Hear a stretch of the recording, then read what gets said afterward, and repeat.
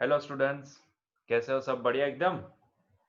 So my self चिंतन Desai and मैं आप सबको वेलकम करता हूं हमारी ये फिजिक्स चैनल में। तो चलिए शुरू करते हैं। Today we are going to discuss exercise of our text book. बच्चों, question number 2.1 filling the blanks बोला है। पहला क्वेश्चन देखते हैं। The volume of a cube of side 1 centimetre is equal to how much metre cube. मतलब कि आपको एक क्यूब है जिसकी साइड 1 सेंटीमीटर है, उसका वॉल्यूम निकालने को बोला है। ठीक है, चलिए लिखते जाते हैं, इसको देखते जाते हैं आंसर क्या आएगा। पहले तो यहाँ पे ये देखो, ये समझो कि यहाँ पे क्यूब की साइड 1 सेंटीमीटर दी गई है। मान लो बच्चों क्यूब की साइड 1 सेंटीमीटर है, मैं साइड को ना एल से डिनोट करता हूं, तो एल इज इक्वल्स टू यहाँ पे दिया गया है 1 सेंटीमीटर। तो वॉल्यूम बच्चों क्या होता है क्यूब का वॉल्यूम क्या आएगा? क्यूब का वॉल्यूम आएगा लेंथ का cube. It is nothing but equal to 1 centimetre cube. लेकिन बच्चों हमें क्या बोला है? हमें तो मीटर क्यूब में आंसर देना है ना। We are asked to give the answer in the metre cube. तो इसका मतलब यह होता है कि हमें कहीं ना कहीं यहां पे मीटर क्यूब में कन्वर्ट करना पड़ेगा। अभी बच्चों यहां पे 1 सेंटीमीटर इज इक्वल टू कितना मीटर क्यूब मीटर होता है? तो मैं यहां पे लिखता हूं, ध्यान से देखो। 1 सेंटीमीटर इज इक्वल टू, मैं यहां पे लिखता हूं 1 centimetre is equal to 10 to the power -2 metre होता है। सही है। So 1 centimetre is equal to 10 to the power -2 metre. तो इसका मतलब ये होता है यहाँ पे 1 सेंटीमीटर क्यूब जिसको हमें मीटर क्यूब में कन्वर्ट करना है, it is nothing but equal to 10 to the power -2 का क्यूब मीटर क्यूब। सही है, यस और नो? सो ये हो जाएगा हमारे पास 10 to the power -6 metre cube. ठीक है। अगर ये नहीं समझ में आता है तो आप क्या करोगे? आप सीधा सीधा पहले ही ये सेंटीमीटर को मीटर में कन्वर्ट कर दो। ठीक है, आप इसको डायरेक्टली लिख सकते हो, it is nothing but 10 to the power -2 metre. ठीक है, और इसके बाद आप वॉल्यूम निकालो तो डायरेक्टली आपको आंसर यही मिलेगा। क्लियर है? चलो आगे बढ़ते हैं। नेक्स्ट क्वेश्चन, दूसरे क्वेश्चन में क्या बोला है आपको? बोला है the surface area of a solid cylinder of a radius 2.0 centimetre and height 10.0 centimetre is equal to how much mm square. आपको आंसर देना है mm में, mm स्क्वायर में आंसर देना है। अच्छा, surface area of a solid cylinder बोला है ना यहाँ पे। तो बच्चों पहले तो फॉर्मूला लगाना पड़ेगा ना। उससे पहले क्या क्या प्रोवाइडेड है वो लिख लेते हैं। तो यहाँ पे ना सिलेंडर की रेडियस यहाँ पे प्रोवाइडेड है, तो बच्चों रेडियस को मैं आर से डिनोट करता हूँ। आर इज इक्वल टू यहाँ पे कितना बोला है?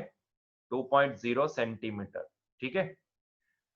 अगर मैं इसको बच्चों कन्वर्ट करूं एमएम में, तो बच्चों 1 सेंटीमीटर बराबर कितना एमएम होता है? 10 एमएम। ठीक है, मैं यहां पे लिखता हूं 1 सेंटीमीटर इज इक्वल टू, मैं यहां पे लिखता हूं 1 centimetre is equal to 10 MM होता है। ठीक है, सो इट इज 10 एमएम। तो उस हिसाब से यहां पे 2 सेंटीमीटर इज इक्वल टू कितना एमएम हो जाएगा?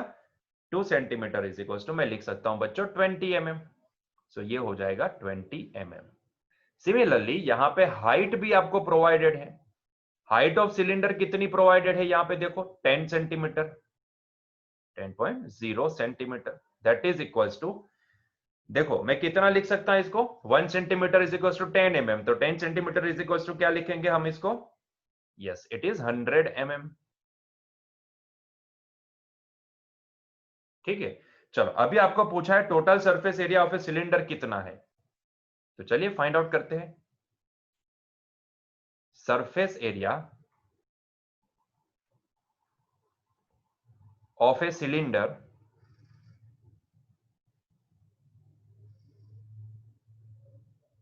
दैट इज इक्वल्स टू, कितना होता है सिलेंडर का सरफेस एरिया? याद करो थोड़ा। सो ये होगा 2 pi r into r plus h. This is the formula to find out the surface area of a cylinder. ठीक है, सो ये हो जाएगा 2 इंटू, अच्छा पाई को हम क्या लिखे? 3.14। सो इसको मैं लिखूंगा 3.14। यहाँ पे आर का वैल्यू में क्या प्लेस करूं? तो ये 20 mm, क्योंकि सारा आंसर हमें mm स्क्वायर में चाहिए। इसके लिए हमने ऑलरेडी पहले से कन्वर्ट कर दिया है। रेडियस है 20 mm और हाइट है 100 mm। तो बच्चों अगर आप इसको सॉल्व करोगे तो you will definitely get this answer. It is nothing but equal to 15072 mm square, 15072 mm square. ठीक है, लेकिन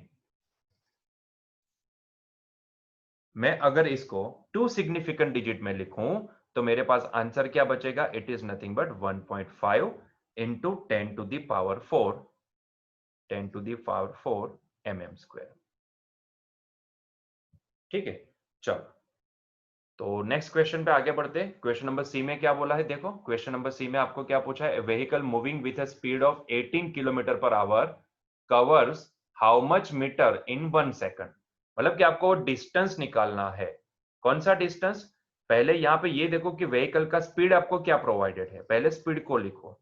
सो यहाँ पे बच्चों मुझे व्हीकल का स्पीड कितना प्रोवाइडेड है? 18 किलोमीटर पर आवर। ठीक है, सो पहले ना आपको, क्योंकि कितना मीटर इन 1 सेकंड, वो व्हीकल 1 सेकंड में कितना मीटर कवर करेगा ये आपको फाइंड आउट करना है। तो कहीं ना कहीं मुझे पहले इसका जो वेलोसिटी किलोमीटर पर आवर में है उसको कन्वर्ट करना पड़ेगा। I have to convert it into the first of all metre per second, then after I can proceed. ठीक है, so first of all what we will do, we will convert this 18 kilometre per hour into the metre per second. So बच्चों vehicle का speed, मान लो कि मैं speed को ना v से डिनोट करता हूं यहाँ पे, तो व्हीकल का speed which is v, that is nothing but equal to 18 kilometer per hour, and I want to convert it into the meter per second. So how can I convert it into the meter per second?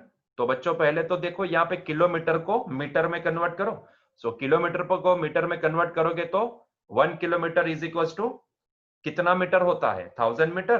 तो यहाँ पे kilometre को मुझे क्या लिखना पड़ेगा? 1000 metre. Similarly denominator में जो 1 आवर है वो आवर को मुझे सेकंड में कन्वर्ट करना है। 1 hour is equal to 3600 second. ठीक है, तो मैं इसको लिखूंगा 3600 second. So now it is converted into the metre per second. ठीक है, क्या लिखे हम यहाँ पे? देखो मैं यहाँ पे लिखता हूं क्या क्या कैसे कन्वर्जन किया हमने। तो मैं यहाँ पे लिखता हूं 1 kilometre is equal to 1000 metre. Similarly दूसरा कन्वर्जन क्या यूज किया? 1 hour is equals to 3600 second. ठीक है, तो हम ये कन्वर्जन यहां पे यूज किए। ठीक है, चलिए तो मैंने उस हिसाब से इसकी वैल्यू को चेंज कर दिया। सो नाउ लेट मी सी हमें आंसर क्या मिलता है। ध्यान से देखो, तो ये कन्वर्जन होके देखो, ये कैंसिल होके देखो, पहले तो ये 2 पॉइंट तो ऐसे ही कैंसिल हो जाएंगे, तो ये हो जाएगा 5 मीटर पर सेकंड। ये हो जाएगा 5 मीटर पर सेकंड। तो बच्चों ये जो व्हीकल है उसका स्पीड कितना है? आपको आपको कितना दिया गया है? It is provided as a 5 metre per second. Now what you are asked to find out, ये व्हीकल, इतनी स्पीड से जाने वाला व्हीकल 1 सेकंड में कितना डिस्टेंस, कितना मीटर डिस्टेंस ट्रैवल कर सकता है। ठीक है, तो देखो बच्चों यहां पे स्पीड इज इक्वल्स टू होता क्या है? हमें पता है speed is equals to distance upon time होता है। और क्योंकि मुझे यहाँ पे डिस्टेंस निकालने को बोला गया है तो मैं यहाँ पे डिस्टेंस का वैल्यू बनाऊंगा। तो डिस्टेंस इज इक्वल टू क्या होगा? वेलोसिटी इनटू टाइम, या फिर यहाँ पे स्पीड है तो स्पीड इनटू टाइम। देखो ये डिस्टेंस और डिस्प्लेसमेंट के बीच में क्या डिफरेंस है वो नेक्स्ट चैप्टर में पढ़ेंगे। अभी के लिए इतना समझ लो कि मान लो ये डिस्टेंस है, distance is equal to speed into time. ठीक है, चलो, और यहाँ पे स्पीड कितनी प्रोवाइडेड है? 5 मीटर पर सेकंड। और टाइम कितना प्रोवाइडेड है? कितने सेकंड में आपको डिस्टेंस निकालना है? 1 सेकंड में। तो टाइम प्रोवाइडेड है दैट इज 1 सेकंड। तो हमारे पास आंसर कितना आया? 5 मीटर। तो ये वाला व्हीकल 1 सेकंड में 5 मीटर डिस्टेंस ट्रैवल कर सकता है। बच्चों आप वो स्पीड से भी डिफाइन कर सकते हो। इसका मतलब क्या होता है? 5 मीटर पर सेकंड का मतलब क्या होता है? पर सेकंड 5 मीटर का डिस्टेंस ट्रैवल करेगा। ठीक है, यही तो इसका मीनिंग होता है। क्लियर है पॉइंट? चलिए नेक्स्ट। नेक्स्ट जो हमें डी क्वेश्चन पूछा गया उसमें क्या बोला है? देखो ध्यान से, the relative density of lead is 11.3. its density is how much gram per centimetre cube और how much kg per metre cube. ठीक है, मतलब कि यहाँ पे रिलेटिव डेंसिटी आपको प्रोवाइडेड है, लेड की रिलेटिव डेंसिटी आपको प्रोवाइडेड है। ठीक है, और उसके ऊपर से आपको उसकी डेंसिटी, जो रिलेटिव डेंसिटी प्रोवाइडेड है उसका यूज करके आपको उसकी डेंसिटी ग्राम पर सेंटीमीटर क्यूब में and KG per metre cube में आपको कन्वर्ट करके देना है आंसर में। ठीक है, तो मैं यहाँ पे सीधा सा फॉर्मूला अप्लाई करूंगा। ध्यान से देखना, रिलेटिव डेंसिटी बच्चों कैसे फाइंड आउट करते हैं, तो यहाँ पे फॉर्मूला याद रखो, relative density of lead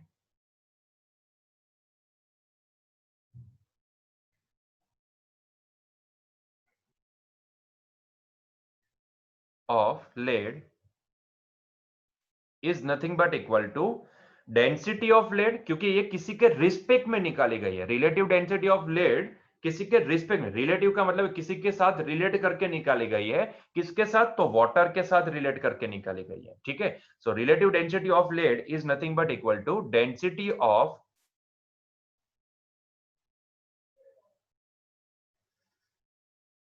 lead divide by density of water.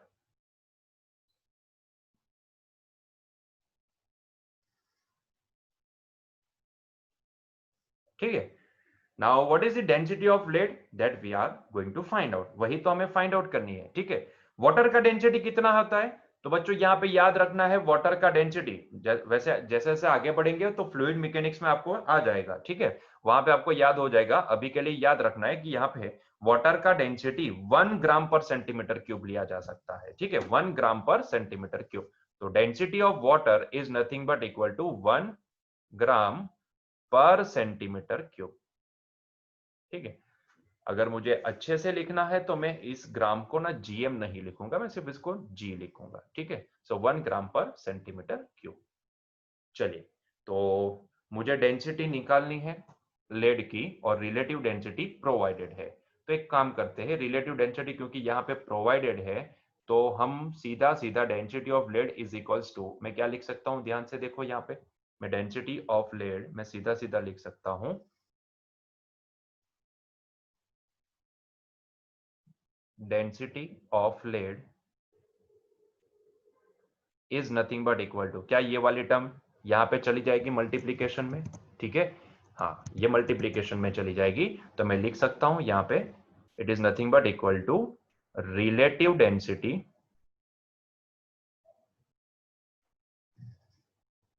Of lead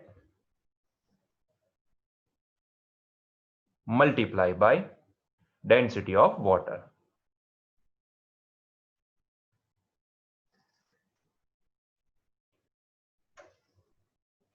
Now, what is relative density of lead? That is 11.3.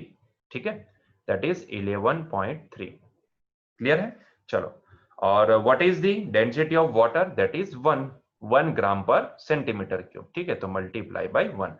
तो बच्चों हमारे पास ये जो आंसर आया ना, ये जो आंसर आया दैट इज 11.3, ये जो आंसर हमें मिला it is nothing but in the gram per centimetre cube. ठीक है, it is the gram per centimetre cube. तो ये आ गया हमारा पहला answer, this is the first answer. ठीक है, this is the first answer, ये हमारा पहला आंसर है। क्लियर है बच्चों, आगे दूसरा क्वेश्चन में फिलिंग द ब्लैंक्स में दूसरा क्वेश्चन ये पूछा है कि इसको आपको केजी पर मीटर क्यूब में भी आंसर देना है। ठीक है, एक ब्लैंक में ऐसा पूछा है कि what is in the gram per centimetre cube, दूसरे क्वेश्चन में बोले what is in the KG per metre cube. तो आइए बच्चों इसी को सॉल्व करते हैं, इसी को आगे बढ़ाते हैं और इसी को केजी पर मीटर क्यूब में कन्वर्ट करते हैं। तो इसको और आगे बढ़ाए तो बच्चों हमें पता है कि 1 ग्राम इज इक्वल टू कितना केजी होता है, 10 टू द पावर -3। सिंपल सा पॉइंट है, आप यहाँ पे लगा सकते हो, क्योंकि हमें पता है कि 1 केजी इज इक्वल टू कितना ग्राम होता है, 1 KG is equal to 10 to the power 3 gram होता है। तो उस हिसाब से 1 ग्राम इज इक्वल टू कितना केजी होगा, 10 टू द पावर -3 केजी होगा। होगा कि नहीं होगा, तो यही वाला पॉइंट हम यहाँ पे अप्लाई करेंगे। तो अप्लाई करो ये वाला पॉइंट और कन्वर्ट करो इसको। तो यहाँ पे मैं लिखूंगा it is nothing but equal to 1 gram है ना, इसको मैं लिखूंगा, ये 1 ग्राम है, इसको मैं लिखूंगा क्या, इसको मैं लिखूंगा 10 टू द पावर -3 केजी। ठीक है, it is nothing but 10 to the power -3 KG. तो ये हो गया 10 to the power -3 KG divide by, ये बच्चों नीचे जो सेंटीमीटर क्यूब है ना, 1 सेंटीमीटर इज इक्वल टू कितना मीटर होता है, 10 टू द पावर -2 मीटर। ठीक है, तो ये सेंटीमीटर क्यूब है ना, तो इसको मैं क्यूब में ऐसे लिख सकता हूं ना, ये होल क्यूब है, इसको मैं लिखूंगा 10 टू द पावर -2 मीटर। ठीक है, तो ये हो गया 1 सेंटीमीटर, क्योंकि इसको हम क्या मानेंगे, इतनी टर्म को हम मानेंगे 1 सेंटीमीटर। ठीक है, तो 1 सेंटीमीटर इज इक्वल टू कितना होता है 10 टू द पावर -2 मीटर, ठीक है, और उसका होल क्यूब भी तो है यहाँ पे। तो finally I am getting the answer as it is, so it is 11.3 into 10 to the power -3 divide by 10 to the power, ये कितना हो गया -6 kg पर मीटर क्यूब, ठीक है। इसको ऊपर लेके जाओगे तो ये टोटल हो जाएगा, it is nothing but 11.3 into 10 to the power कितना 3 kg पर मीटर क्यूब। अगर आप इसको एक ही पॉइंट में डेसिमल के बाद 2 पॉइंट यहां पे कंसीडर करें, तो यहां पे मैं इसको और आगे बढ़ाऊं तो मैं इसको लिख सकता हूं, it is nothing but 1.13 into 10 to the power 4 kg per metre cube, ठीक है। तो इसको मैं लिख पाऊंगा 1.13 into 10 to the power 4 kg per metre cube. तो ये हो गया हमारा केजी पर मीटर क्यूब में आंसर। क्लियर है? चलिए आगे बढ़ते हैं नेक्स्ट क्वेश्चन की ओर। Question number 2। Okay, fill the blanks by suitable conversion of units. बच्चों यहां पे आपको कन्वर्जन करने को बोले हैं, ठीक है। बहुत ही सिंपल है, आसानी से आप कन्वर्जन कर पाओगे। यहां पे बोला है 1 kg into metre square per second square को आपको कन्वर्ट करना है ग्राम into centimetre square per second square में, ठीक है। तो आपको जो वैल्यू प्रोवाइडेड है उसको सिर्फ कन्वर्ट करना है दूसरे यूनिट में। चलिए तो देखते हैं आंसर क्या आता है, ठीक है। पहले का आंसर देते हैं। So here given is 1 kg into metre square per second square, ठीक है, इट इज गिवन। और आपको कन्वर्ट करना है केजी को ग्राम में। देखते जाओ, केजी को ग्राम में, मीटर को सेंटीमीटर में, और सेकंड तो सेकंड ही रहेगा, तो उसको कन्वर्ट करने की जरूरत नहीं है। तो जिसको कन्वर्ट करना है उसको रिलेट करते जाओ और कन्वर्ट करते जाओ। जैसे कि यहाँ पे केजी को ग्राम में कन्वर्ट करना है, तो मुझे पता है 1 kg, इसका मूल्य कितना है 1 kg के बराबर। तो 1 kg इज इक्वल टू कितना ग्राम होता है 10 टू द पावर 3, ठीक है। तो इसको मैं लिखूंगा 10 टू द पावर 3 ग्राम, सही है। मीटर स्क्वायर जो भी है, मीटर स्क्वायर, मीटर को सेंटीमीटर में कन्वर्ट करना है, तो यहां पे इसको मैं कंसीडर करूंगा 1 मीटर, और 1 मीटर इज इक्वल टू कितना सेंटीमीटर होता है 10 टू द पावर 2 सेंटीमीटर। तो इसको मैं क्या लिखूंगा, it is nothing but 10 to the power 2 centimetre, लेकिन यहाँ पे होल स्क्वायर भी तो है, डिवाइड बाय, क्या सेकंड स्क्वायर को सेकंड स्क्वायर में कन्वर्ट करने की जरूरत है, वो ऑलरेडी सेकंड स्क्वायर में है, तो कन्वर्ट करने की जरूरत नहीं है। तो टोटल देखो कितना हो गया यहाँ पे, देखो देखो, ये हो गया 10 टू द पावर 3 इंटू ये हो गया 10 टू द पावर 4, ठीक है, ग्राम into centimetre square, gram into centimetre square divide by second square. तो कुल मिला के देखें तो ये हो जाएगा 10 to the power 7 gram into centimetre square. अच्छा, मैं इसको सिर्फ जी ही लिखूंगा, gram into centimetre square divide by second square. Clear है? चलो next question. 1 metre is equal to कितना light year, 1 metre is equal to कितना लाइट ईयर। बच्चों हम ये लेक्चर में देख चुके हैं, कन्वर्जन आपको देखना है। तो यहाँ पे पहले तो आपको ये पता होना चाहिए कि 1 light year is equal to कितना मीटर। तो 1 light year is equal to हम लिखेंगे 9.46 into 10 to the power 15 metre, ठीक है। तो यहां से क्या मैं लिख सकता हूं कि it is nothing but 1 metre is equal to 1 upon 9.46 into 10 to the power 15 light year होता है। यस और नो? इसको अच्छे से लिखे तो इसको मैं लिख सकता हूं, it is nothing but 1.057 into 10 to the power -16 light year. Clear है? चलो next question. 3.0 metre per second square is equal to how much kilometre per hour square. देखो कन्वर्ट करते हैं, इसको आवर में कन्वर्ट करते हैं, ध्यान से देखना। ये है 3.0 मीटर पर सेकंड स्क्वायर। बच्चों मुझे मीटर को किलोमीटर में कन्वर्ट करना है और सेकंड को आवर में कन्वर्ट करना है। तो मुझे पता है कि यहां पे मैं इसको लिख सकता हूं, क्योंकि मीटर का किलोमीटर में कन्वर्जन करें तो 1 metre is equal to 10 to the power -3 kilometre होता है, ठीक है। डिवाइड बाय देखो सेकंड, अगर मैं सेकंड की बात करूं तो सेकंड को आवर में कन्वर्ट करना हो तो मैं इसको लिख सकता हूं, it is nothing but equal to 1 upon 3600 hour, ठीक है। It is nothing but 3600 hour whole square, ठीक है। तो ये कितना हो जाएगा 3 इंटू 10 टू द पावर -3, यहां से डिनोमिनेटर का डिनोमिनेटर कहां चला गया, न्यूमरेटर में, तो ये कितना हो गया इनटू 3600 का होल स्क्वायर, यूनिट लिखेंगे किलोमीटर पर आवर स्क्वायर। ठीक है, तो जैसे बच्चों आप इसको सॉल्व करोगे तो you will get the answer like this, it is nothing but equivalent to 3.888, या फिर अगर पॉइंट में पहले नहीं लिखे तो हम ऐसे लिख सकते हैं, it is nothing but 38880 kilometre per hour square.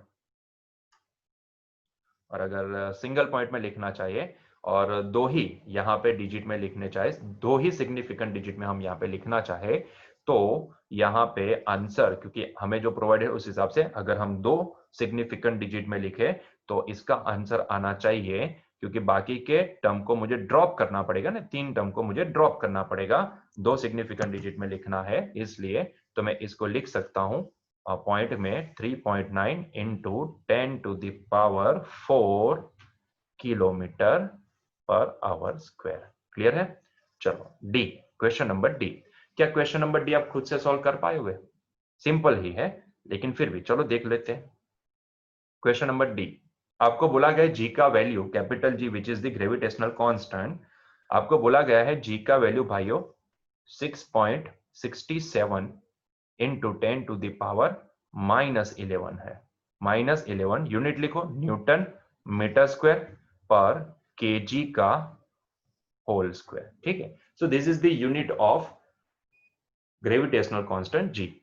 Newton मतलब कि फोर्स का यूनिट। बच्चों फोर्स का यूनिट अगर मैं लिखना चाहूं केजी मीटर पर सेकंड में, तो मैं इसको लिखूं 6.67 इंटू 10⁻⁻11। न्यूटन को मैं लिखूंगा KG metre per second square. ठीक है, यह फोर्स का यूनिट है। ठीक है, फोर्स का यूनिट बनेगा KG metre per second square into 1 metre square already यहाँ पे है, और डिनोमिनेटर में क्या है हमारे पास, केजी का होल स्क्वायर है, तो 1 केजी के साथ कैंसल हो जाएगा।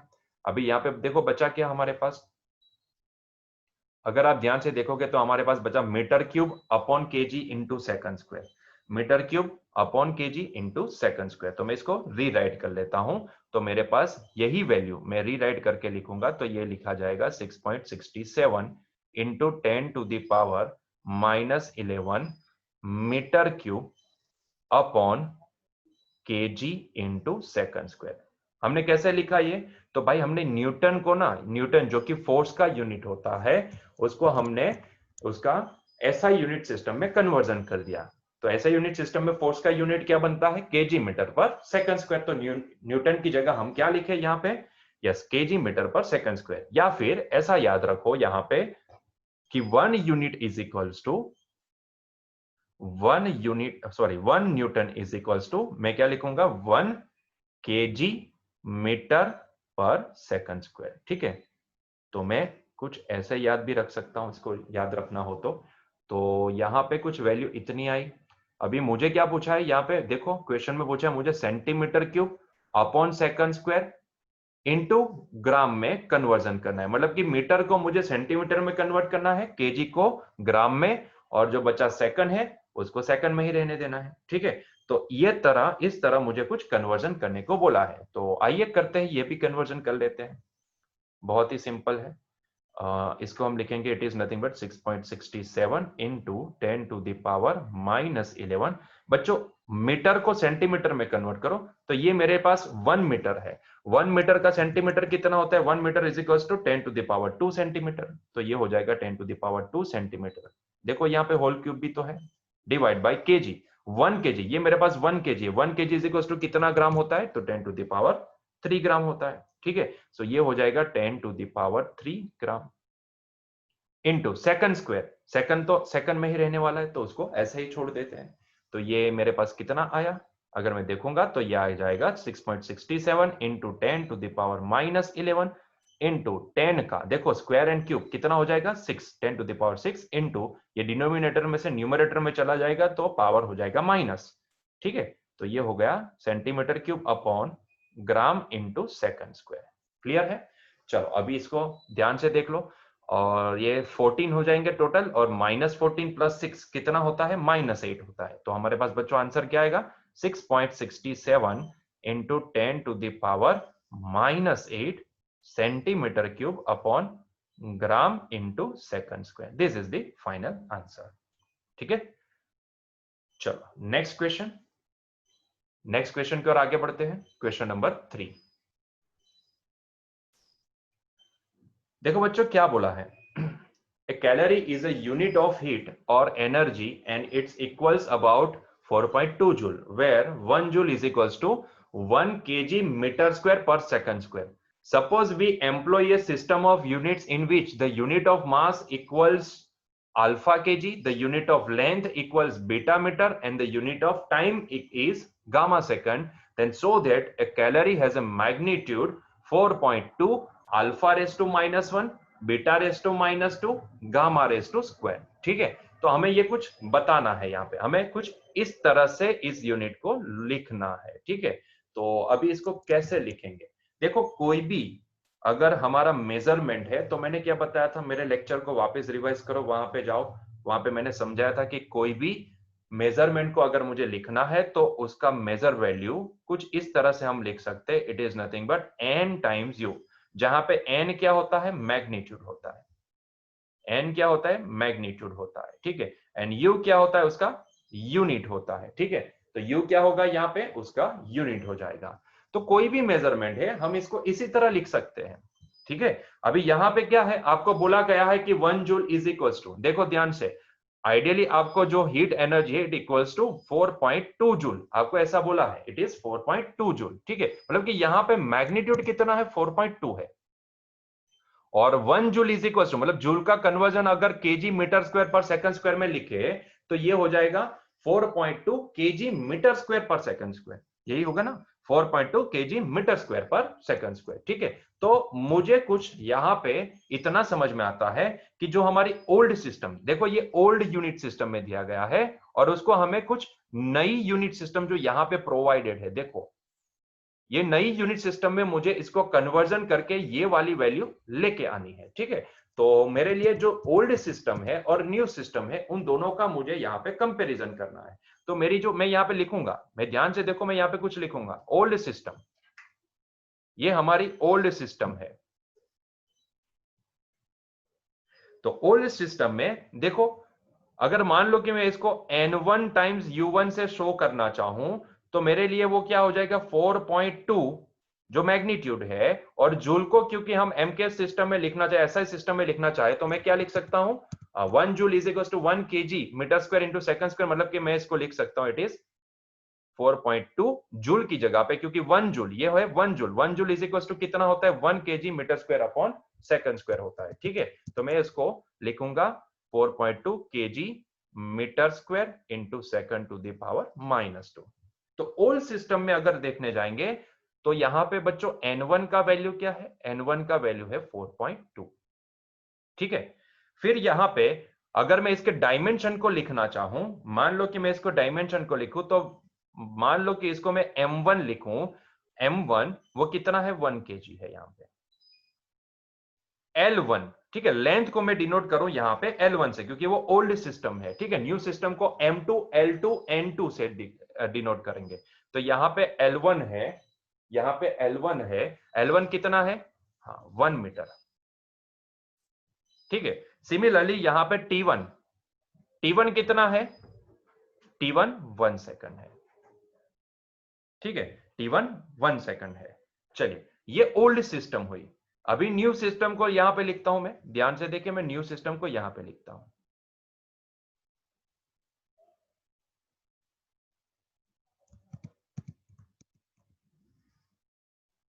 न्यू सिस्टम,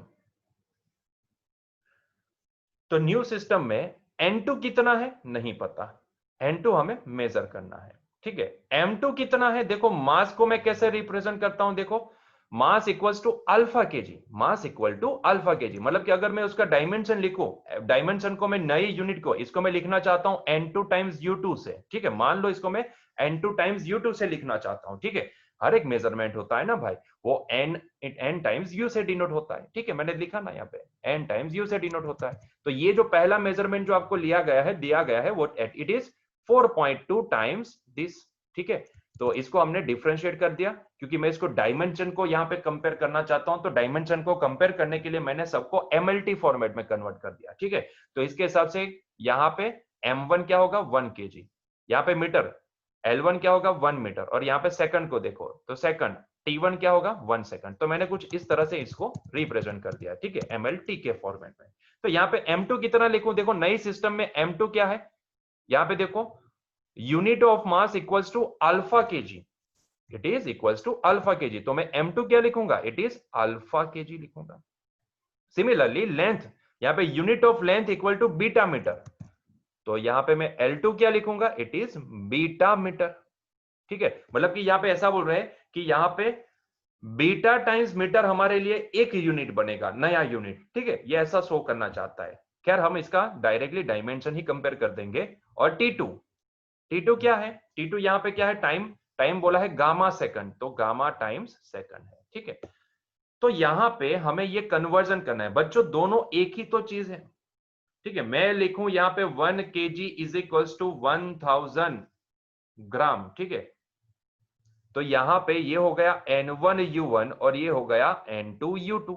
ठीक है, अल्टीमेटली हमें क्या करना है, कब जब भी हम किसी बड़े यूनिट को किसी नए यूनिट में कन्वर्ट करते हैं तो हमें लिखना क्या है, n times U1, N1U1 is equals to N2U2 लिखना होता है। ठीक है, यही तो लिखना होता है हमें, N1U1 is equals to N2U2, इसी तरह ही तो हमें लिखना होता है। तो यहाँ पे भी हमें कन्वर्ट करने को बोला है 4.2 जूल, या फिर इसको मैं बोलूं जूल को कन्वर्ट कर दिए KG metre square into second to the power -2 is equals to how much, नई यूनिट सिस्टम, नई यूनिट सिस्टम मतलब कि अल्फा बीटा गामा वाली टर्म। ठीक है, तो कितना होगा वो हमें कन्वर्जन करना है, सिंपल ही तो है, यस और नो। तो मैं क्या करूंगा, यहाँ पे मैं कंपेयर करूंगा इन दोनों को, मतलब कि N1U1 is equals to N2U2, N1U1 it is equals to N2U2।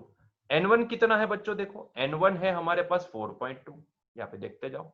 अच्छा, हमने क्या किया, यहाँ पे यूनिट को ना लिख के मैंने क्या कर दिया, यहाँ पे यूनिट को ना लिख के डायमेंशन निकाल लिया। ठीक है, ये डायमेंशन वगैरह निकालिए।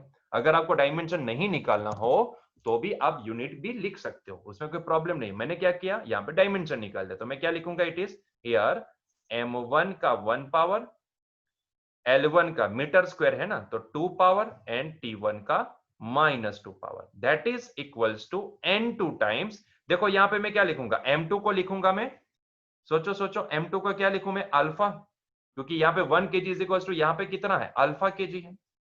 ठीक है, तो मैं यहाँ पे M2 का क्या लिखूं, या फिर अभी इसको M2 ही रहने दो, तो M2 का 1 पावर, L2 का स्क्वायर एंड T2 का -2। ठीक है, तो यहां से हमें निकालने को बोला गया है बच्चों N2, तो ये हो जाएगा 4.2। देखो ये तीनों टर्म को ना यहाँ पे डिनोमिनेटर में लेके आओ, तो N2 का वैल्यू मैं क्या बना सकता हूं, 4.2 इंटू M1 का 1 पावर, L1 का 2 पावर, T1 का -2 पावर, डिवाइड बाय मैं लिखूंगा M2 का 1 पावर, L2 का 2 पावर, T2 का -2 पावर। क्लियर है, चलो इसको अभी M1 की वैल्यू क्या है, देखो M1 को हम क्या लिख सकते हैं, 1 kg। ठीक है, M1 को क्या लिख सकते हैं यहाँ पे, देखो देखो 1 kg, तो ये हो जाएगा 4.2 इंटू, ये इसको मैं लिखूंगा 1 kg। अच्छा, डिनोमिनेटर में देखो ये M2 जो भी है, M2 को मैं क्या लिखूं, it is alpha kg। Clear है, अल्फा kg का 1 पावर इंटू देखो L1 का स्क्वायर, L1 को मैं क्या लिखूं 1 मीटर, 1 मीटर का स्क्वायर डिवाइड बाय L2 को मैं क्या करूं, बीटा मीटर, तो ये बीटा मीटर का स्क्वायर। सिमिलरली यहाँ पे T1 को मैं क्या लिखूं 1 सेकंड, तो 1 सेकंड का -2, और यहाँ पे इसको मैं क्या लिखूं गामा सेकंड, तो गामा सेकंड का -2। तो देखो यहाँ से केजी तो कैंसिल हो जाएंगे, मीटर स्क्वायर इसके साथ कैंसिल, सेकंड का -2 सेकंड का -2 इसके साथ कैंसिल, तो फाइनली बच्चों बचा क्या आंसर मेरे पास 4.2। देखो ये बचा 1 अपॉन अल्फा, जिसको मैं लिख सकता हूँ अल्फा टू दी पावर -1, ये बचा 1 अपॉन बीटा।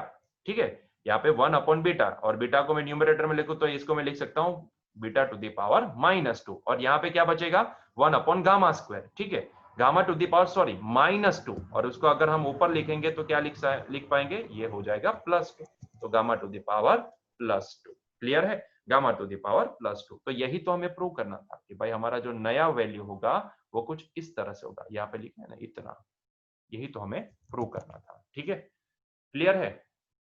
ठीक है, यहाँ पे देखो ना बचा क्या, यहाँ पे बचेगा 1/α, यहाँ पे बचेगा 1/β² और यहाँ पे बचेगा 1/γ का -2। तो मैंने क्या किया, सिर्फ सभी को न्यूमरेटर में लिखा और कुछ भी नहीं किया है। ठीक है, तो इस तरह से आप कंपैरिजन करके लिख सकते हो। चलिए नेक्स्ट क्वेश्चन की ओर आगे बढ़ते हैं, क्वेश्चन नंबर 4। हाँ देखो, एक्सप्लेन दिस स्टेटमेंट क्लियरली। बच्चों ये पूरी टॉकेटिव एक्सरसाइज है, इसमें इतने ज्यादा भी कैलकुलेशन नहीं है, बहुत ही सिंपल तरीके की एक्सरसाइज है। यहाँ पे देखो, explain this statement clearly. To call a dimensional quantity large or small is meaningless without specifying a standard for comparison. In view of this, reframe the following statements wherever necessary. देखो किसी की भी अगर comparison करनी है, किसी को मुझे ज्यादा बड़ी या फिर स्मॉल बोलना है, ज्यादा लार्ज या स्मॉल बोलना है, तो कहीं ना कहीं there should be a comparison. Comparison तो होनी ही चाहिए ना। मैं कैसे मान लूं कि भाई ये इससे बड़ा है या फिर ये इससे छोटा है? कहीं ना कहीं मैंने कंपैरिजन की होगी, तो ही तो मैं यहां पे बोल सकता हूं। तो ये जो स्टेटमेंट बोलता है ना कि to call a dimensional quantity large और small is meaningless without specifying standard for comparison, मतलब कि जब तक हम कंपैरिजन नहीं करते हैं तब तक हम किसी को बड़ा या छोटा नहीं मान सकते। ठीक है, किसी को बड़ा या छोटा दिखाना है तो कहीं ना कहीं we should perform a comparison between them. ठीक है, दोनों के बीच में हमें कंपैरिजन करना बहुत ही आवश्यक है। तो कंपैरिजन के बिना तो ये हो नहीं पाएगा। मैं कंपैरिजन के बिना किसी को ये बड़ा है या ये छोटा है नहीं बोल सकता हूं। आई बात समझ में? ठीक है, तो कंपैरिजन इज मस्ट। तो देखो यहाँ पे कहीं ना कहीं स्टेटमेंट ना अधूरे होंगे, तो हमें इसको कंप्लीट करना है। ठीक है, उस हिसाब से मैंने बोल दिया। देखो क्वेश्चन नंबर जैसे कि ए की अगर मैं बात करूं तो यहाँ पे क्या बोला है, atoms are very small object. कैसे मान लो कि वो वेरी स्मॉल है? क्या मैंने किसी के साथ कंपैरिजन किया? अगर किया है तो स्टेटमेंट को पूरा लिखो। किसके साथ कंपेयर किया, तब आपको पता चला कि भाई ये इससे छोटा है। ठीक है, तो यहां पे ये कंपैरिजन बहुत ही जरूरी हो जाता है। तो देखो मैं क्या लिखता हूं, compare to the.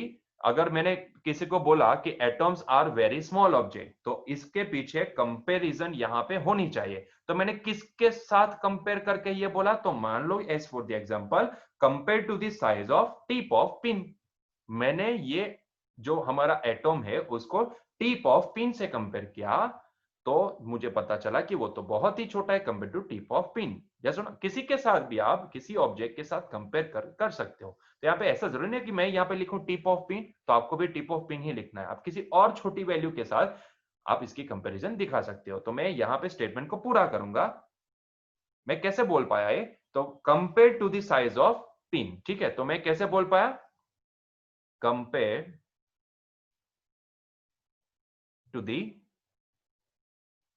to the size of tip of pin, I can say that atoms are very small object। ठीक है, तो मैं लिखूंगा स्टेटमेंट पूरा क्या होगा, compare to the size of tip of pin atoms are very small objects. Clear है? इस तरह से आप पूरा स्टेटमेंट लिख सकते हो। दूसरा देखो, a jet plane moves with a great speed. किसके साथ कंपैरिजन किया, विथ ए ग्रेट स्पीड, लेकिन किसके साथ, किसके साथ, speed of jet plane is much more than speed of let's say super fast train. तो मैंने किसके साथ कंपेयर किया, तो compare to the super fast train, मैं ऐसा लिख सकता हूं, compared to the speed of super fast train.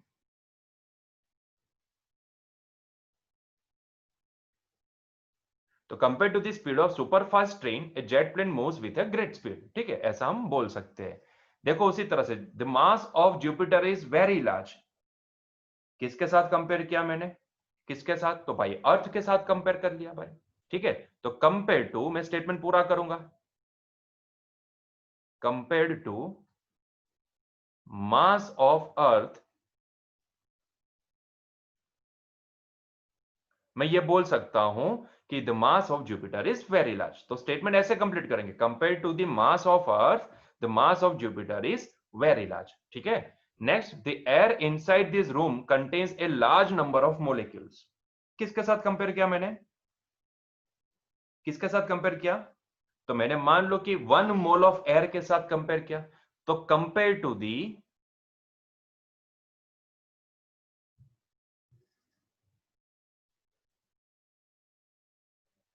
number of molecules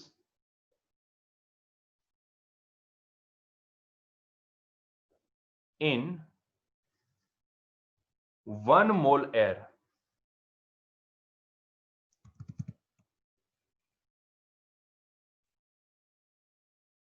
I can say that the air inside this room contains a large number of molecules. तो statement ऐसे complete करेंगे, compare to the number of molecules in 1 mole air, the air inside this room contains a large number of molecules. Clear है? Similarly next देखो, a proton is much more massive than electron.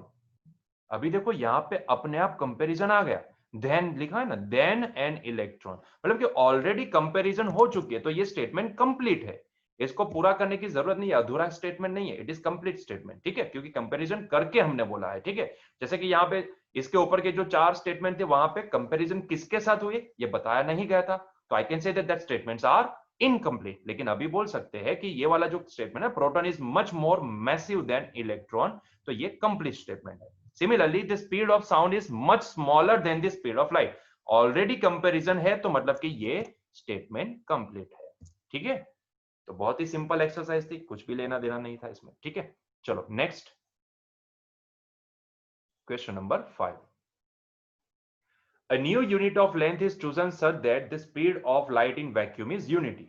देखो बच्चों क्या बोला उन्होंने, एक नया unit यहां पे पसंद कर लिया, ठीक है, नई यूनिट सिस्टम बनाई जिसमें स्पीड ऑफ जो लाइट इन वैक्यूम है ना वो यूनिटी है, ठीक है। नई यूनिट सिस्टम के हिसाब से जैसे हमें पता होता है कि स्पीड ऑफ लाइट कितनी होती है, अगर मैं बोलूं कि speed of light in vacuum कितनी होती है तो मैं बोलूंगा 3 × 10⁸ मीटर पर सेकंड, ये speed of light in vacuum है, ठीक है। इसको नई सिस्टम में, क्योंकि ये metre per second, SI system में इसका मैग्नीट्यूड कितना है, एसआई सिस्टम में 3 × 10⁸ मीटर पर सेकंड है, ठीक है।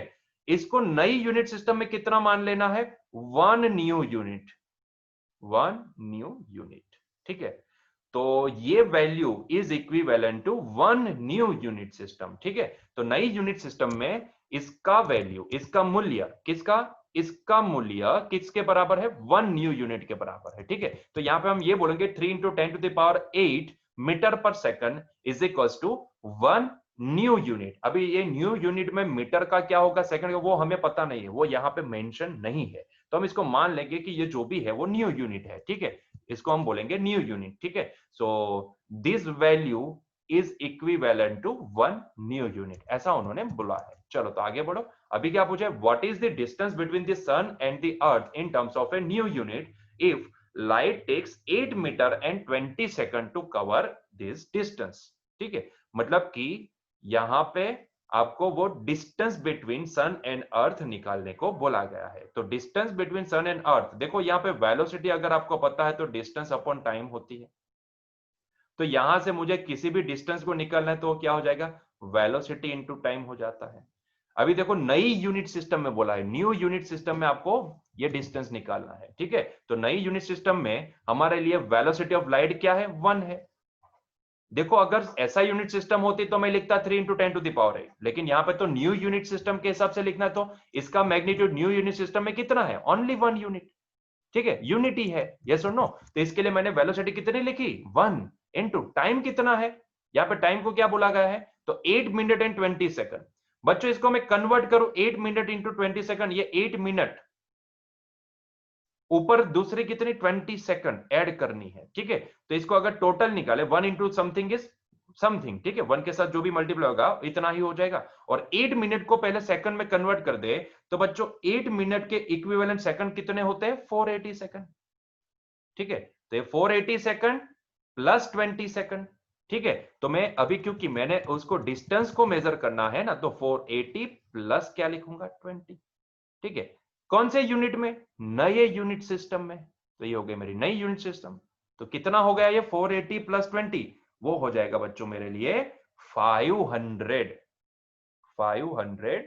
न्यू यूनिट, ठीक है।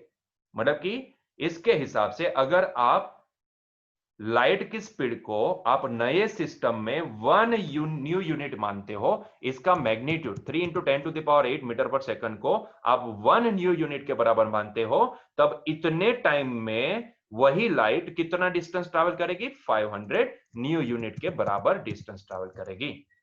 क्लियर है? कंप्लीट? तो बच्चों यहां पे हमारा आज का ये लेक्चर एंड करते हैं। हमने 1 से लेकर 5 क्वेश्चन यहां पे सॉल्व किए। ठीक है, आपको ध्यान से ये सारे क्वेश्चन को रिफर करना है, वापस वीडियो को रिवाइज करना है, और जो भी हो वो आपकी नोट्स बनाते जाना है। ठीक है, अच्छे से नोट्स बनाते जाओ। अगर आपको कहीं पे डाउट आ रहा है तो आप हमें कमेंट सेक्शन में बता सकते हो। उम्मीद करता हूं कि आपको मेरा ये वीडियो लेक्चर बहुत ही अच्छा लगा होगा। अगर आपको समझ में आ रहा है, आपको वीडियो लेक्चर अच्छा लग रहा है, तो प्लीज हमारी चैनल को सब्सक्राइब कर दीजिए। अगर आपके जैसे और बच्चे हैं जो यहाँ पे पढ़ना चाहते हैं, फ्री में पढ़ना चाहते हैं, तो प्लीज उनको अपनी चैनल शेयर भी करते जाइए। ठीक है, और हमारे चैनल को सब्सक्राइब करने के साथ साथ बेल आइकन को भी क्लिक कर दिए, ताकि आपको नए आने वाले वीडियो लेक्चर का नोटिफिकेशन मिलता रहे। तो मिलते हैं नए लेक्चर में। Till that enjoy your day. Thank you.